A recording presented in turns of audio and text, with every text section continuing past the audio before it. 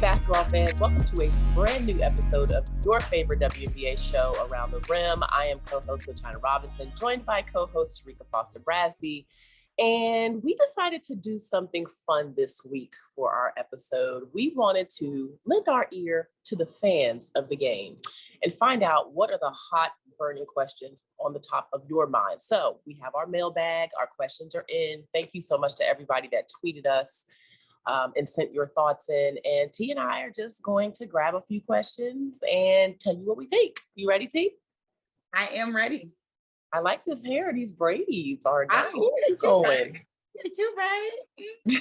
I'm on my way to Atlanta, so I had to be a little hot girl, you know. Oh, Lord, let me pack up the house. T's coming. All right, so we're going to start, T, with the question that I feel like you would be able to give some great insight on, being that you just called the game between Dallas and Connecticut last night. And the question is this.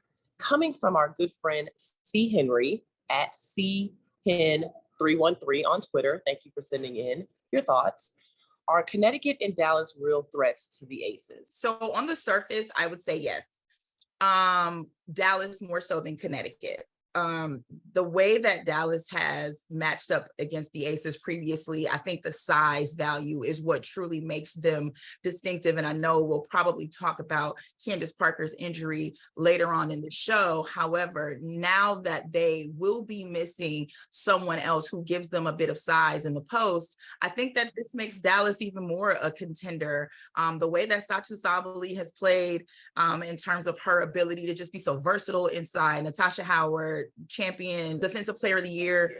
Yep. She's just someone who really brings that championship pedigree. And what I really loved is that Arike is really becoming more of a distributor, a facilitator. She knows that she has people who she can trust with passing the ball to. And so you're starting to see that more as they were on this 5-game win streak. When it comes to Connecticut, I think Connecticut has the experience, but what they lack is the size. And unless they are able to find someone to provide them that size and size, they will find it a bit more difficult to win in a 5-game series against Las Vegas, although I believe that they do have the ability to contend. So on the surface, to answer the questions, yes, I do think they're real contenders. But I do think that Dallas has a little bit more of the advantage to actually knock off the Aces more so than Connecticut does with the way that their lineup is currently constructed. From my seat, I think it's extremely, even though, just so for the fans to have context, both Connecticut and Dallas have beaten Vegas, right? Connecticut beat them with Bree Jones. They don't have Bree Jones anymore, but they've still been rolling. It's hard to beat a team in a series. You can beat a one-off. I think that's where Vegas is going to cause teams trouble when you get to a playoff series. Is you may be able to beat them once, but can you beat them in a best of 5? That is a whole different story. And to your point, you know, without Candace Parker, I do believe they are more vulnerable. For sure, we'll get to that in a moment. But I do think you could beat Vegas once, but can you beat them in a series? That's where it gets tough. So thank you, C-Hen, for your question. Right. Well, to keep it moving, we have one for you. So LV Aces HQ's record 22-2. That is the cutest name. At Cash J22 wants to know, speaking of the Aces, who should the Aces sign on a hardship contract to fill in for Candace Parker? So the bad news is there really isn't anyone to fill in for Candace Parker. I'm going to take this question and give it a little bit of a broader perspective and talk about how I think her injury and now surgery impacts the Aces. They announced that Candace Parker did just have foot surgery. She'd been playing on a fractured foot all season. Wild. But now we don't know how long she's going to be out. So what I would say is there is no replacing Candace Parker. She's a 2-time MVP. You know, you may look at her stats with the Aces. I think she's averaging 9 points, 5 rebounds, 4 assists. And that may seem like, okay, they should be able to find someone to make that up. No, it's Candace's poise. It's her experience. It's her floor vision, at that 5 spot. It's just everything. It's her basketball IQ. This to me is a major blow for the Aces. And what I think happens now, there was a large margin for error for Las Vegas, in my opinion, because they were so stacked and just have so much talent. 4 number 1 picks. I mean, you know the whole story. So it was going to be really hard for someone to make up for what the Aces can put out on the floor on paper. It gets a little bit easier without Candace Parker, right? There now is a smaller margin for error for this team. They're now going to have to be reconfigured differently. I do think instead of adding a player that replaces Candace Parker, you start to look at the impact of Kia Stokes and Alicia Clark, right? Kia Stokes having to fill in inside defensively to rebound. Doesn't give you necessarily the offense that Candace Parker gives you at a passing, like not even close from those in that conversation. But Kia is really a solid player. And then when they go small, Alicia Clark, and that's one reason why they picked up Clark is because she could spread the floor at the post spot. We've seen her, play in the post for this team this year. So instead of looking to replace a player or replace Candace Parker, it's really going to mean that everybody else has to be that much better. But I will say that even though the Aces have won and they've dominated in the games that Candace, on paper that Candace hasn't played in, you're seeing that, again, that margin is getting smaller. Struggling in Seattle for a bit, for a stretch. I thought Chicago played them well. So it's a huge blow. And I do think it opens up the conversation a little bit more in terms of teams' opportunity to beat Vegas. Yeah, I would 100% agree with that. And I would also add that this is a team that in the past had many questions regarding their depth, right? We often talk about how deep is this team, and we kind of saw a little bit of that last year in the postseason, even without Candace, where you didn't get many minutes from Terrika in the postseason. So it does bring into question, from my viewpoint, about how deep this team can be as the season continues to progress. There's about 7 weeks left in the season, not including the postseason. And so I think that that's something when you have an indefinite injury to a player and you're not sure of when they return, I feel like this team is good enough, obviously, to carry throughout the rest of the regular season. But you do have to call into question how deep this team is going to be now, considering that a lot of the pressure is going to be on that core 4 with Parker missing. So, but yeah. Okay, Terrika, another question for you. It's my turn. This is from the tweets. You guys can always tweet us. This is from Brendan Potts, at Brendan Potts. It's a good day to be a Coug. So I'm thinking we've got a Washington State fan here. What does Ezi Magbegor need to do to get some more respect as the league's best defender? #take cover. #Seattle. Okay, well, they must be from Washington State if they are a Seattle Storm fan. So thank you for the question.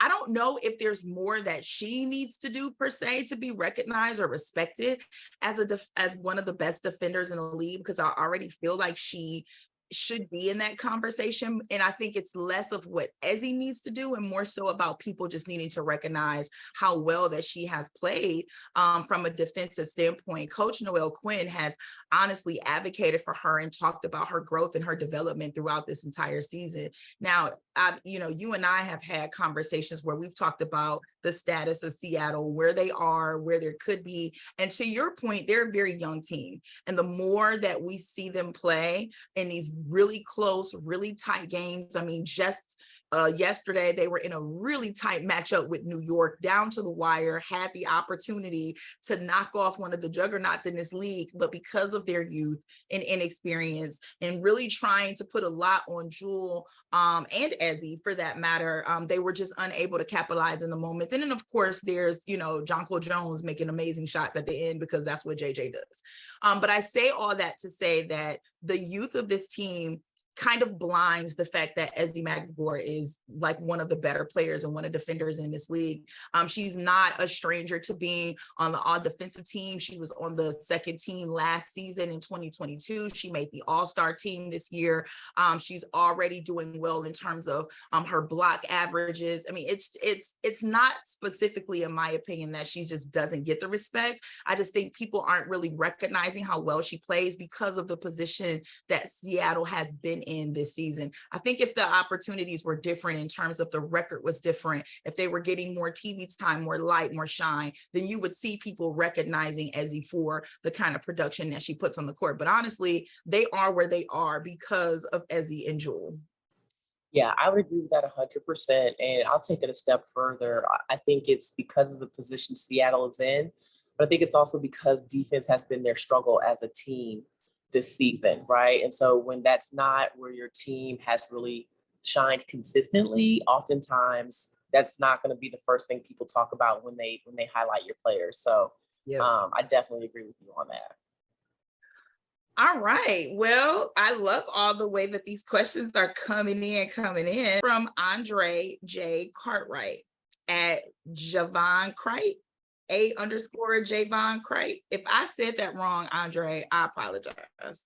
But it's, what cities do you think the league should expand to? And can they expand rosters and the league at the same time? Like a literal 2-for-1. So I think it would be tough to do both. Kelsey Plum made a statement not too long ago that I thought was right on point about how the WNBA, before they get to expansion, has some other things that they need to firm up, like charter flights, like bigger rosters. And I 100% agree. When you look at the reasoning as to why several WNBA commissioners, presidents over time have said expansion hasn't happened, it's like, we got to get this league healthy first. And so you start to look at the financial health of the individual teams, which is important. But you also look at the health and welfare of players. You're looking at things that can be tweaked and fixed so that when expansion happens, there is a better opportunity for teams to be successful. So I think it would be hard to do both at the same time. And I do think that handling some of those things that we've talked about for a while prior to expansion, making sure the overall league health is in a good place is important. As far as teams, I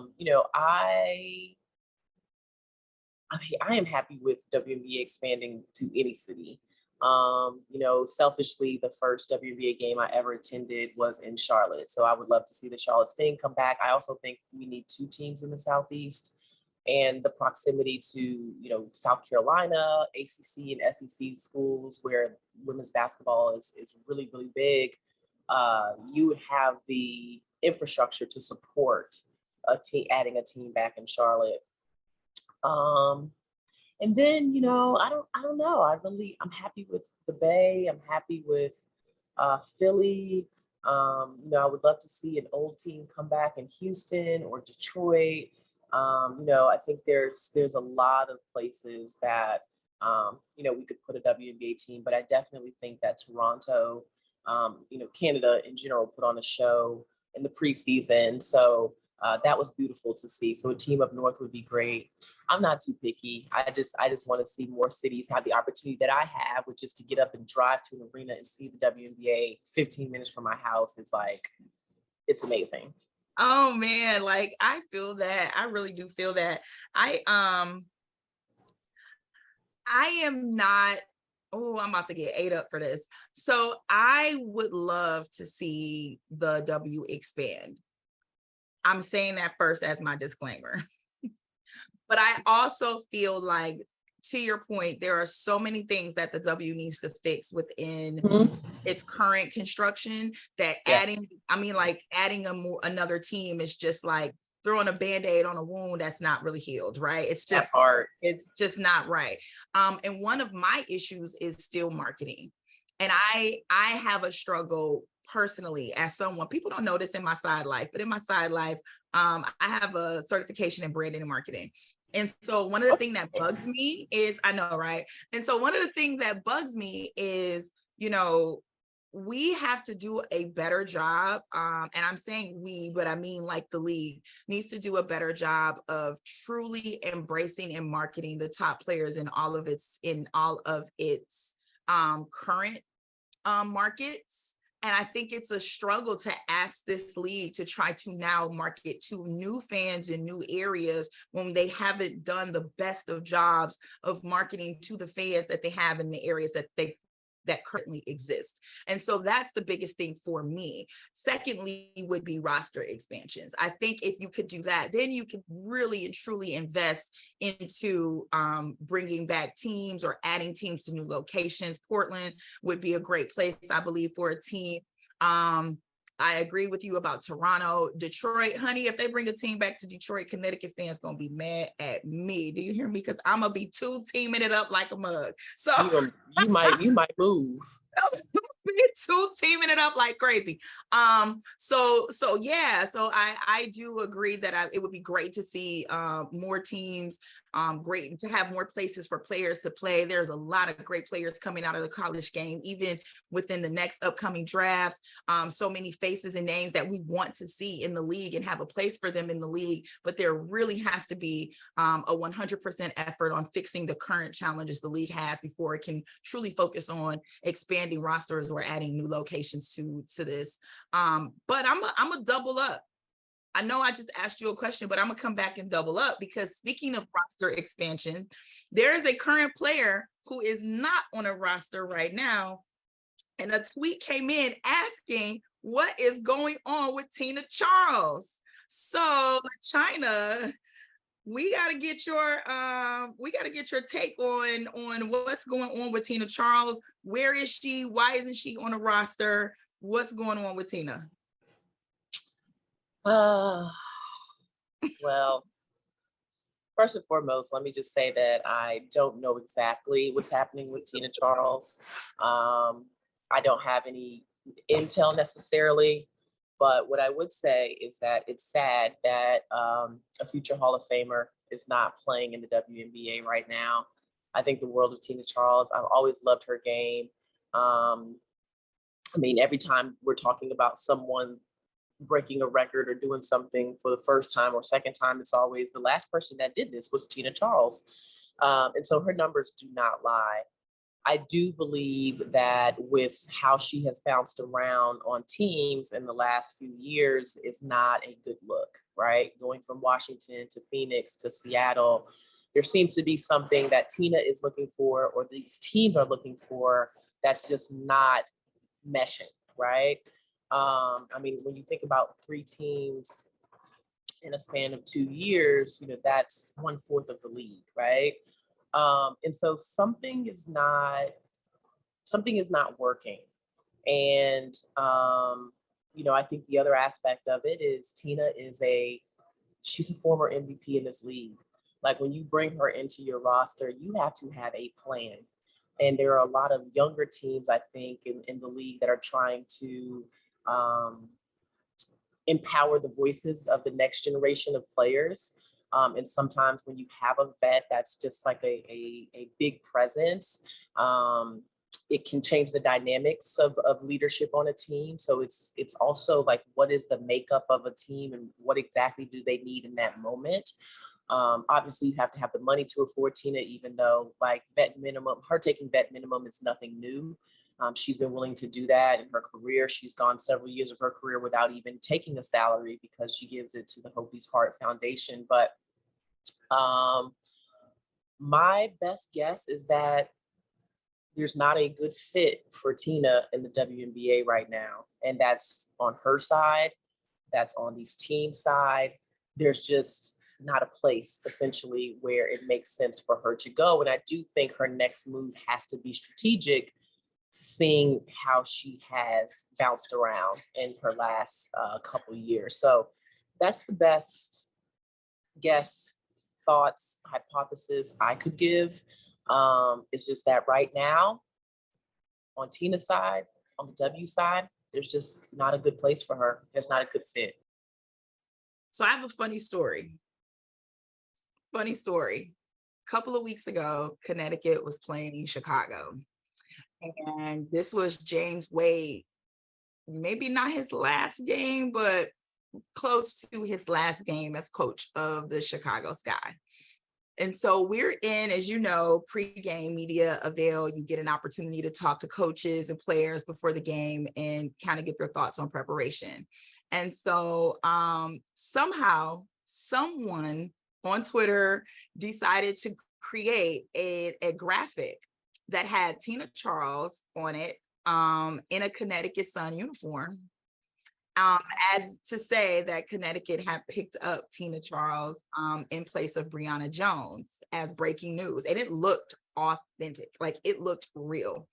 And I guess James Wade had seen this and assumed that Connecticut was really picking up Tina Charles. And so in media avail, he says, we came in with a plan and we're going to execute that plan, but you got to admit that plan shifts a little bit if Tina Charles is on the bench. And so we kind of laughed. And afterwards we were like, Coach, it's a fake graphic. Like, they didn't pick up Tina Charles. But I bring that up to say that you literally have that kind of an impact as a player, where the moment that a coach realizes that you are now a part of that team, the way that they have to scheme for that team completely changes. That's the kind of player that Tina Charles is. And you're right. I personally clearly have no idea. But I do know that from just on the surface looking, it appears that she wanted to be, with a team that is closer to a championship run. It looks like she wants to be on a team that has a solid veteran type leadership from a coaching perspective, front office perspective. And again, I have no idea why that has not aligned with her, or why she has not felt that she has aligned with teams.